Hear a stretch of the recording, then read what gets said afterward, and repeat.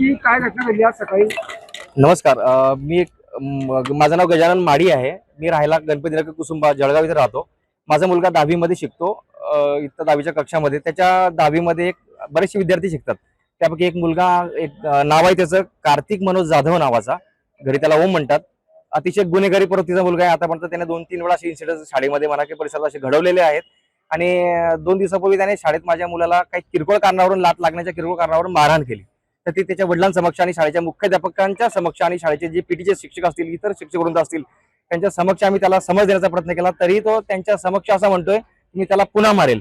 आता तो पुन्हा मारेल असं वाटलं नव्हतं की ह्या स्वरूपाचं मारेल. तर आज सकाळी जसं मी माझ्या मुलाला दररोज शाळेमध्ये सोडतो, क्लासला सकाळी तो 7ला जातो आणि शाळेची क्लास 7ला चालू होऊन ती 10:30ला संपते.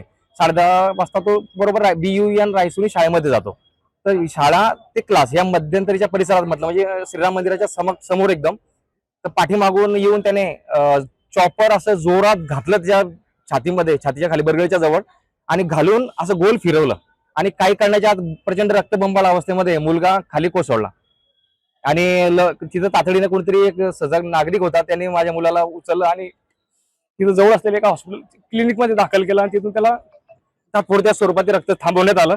थांबवून त्याला आता सिव्हिलमध्ये आणलेलं आहे. सिव्हिलमध्ये आणल्यावर त्याची आता सिटी स्कॅन, MRI ची प्रोसेस सुरू आहे. आणि मारेकऱ्याचं नाव म्हटलं की शाळेचा विद्यार्थी होतो गुन्हेगार प्रवृत्तीचा, त्याचं नाव कार्तिक मनोज जाधव नाव आहे त्याचं. जुना वाद नव्हता, याच शाळेतलं किरकोळ भांडण.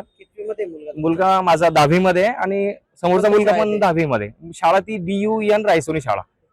आज एक घटना कुठे घडली? शाळेच्या परिसरामध्ये घडली, श्रीराम मंदिराच्या जवळ. आणि शाळावासियांना, शाळेच्या शिक्षकांना, शाळेच्या मुख्याध्यापकांना, शाळेच्या संचालकांना सांगू इच्छितो की जे विद्यार्थी शाळेमध्ये शिकायला येतात त्यांच्या सुरक्षेसाठी तुम्ही काय उपाययोजना करतात.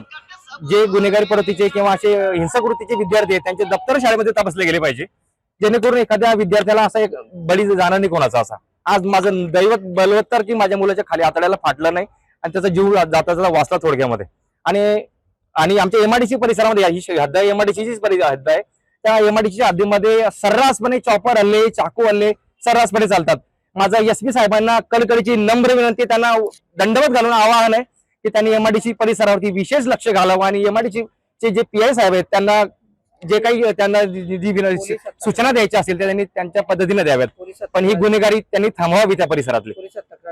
पोलिसात तक्रार मी स्पॉटवर डायरेक्ट 112 फोन केलेला होता आणि तिथले जे कर्तव्यदक्ष अधिकारी होते ते तातडीने त्या ठिकाणी आलेले होते आणि आता पोलीस कारवाई सुरू झालेली आहे. माझं नाव गजानन प्रभाकर माळी, भोपळे.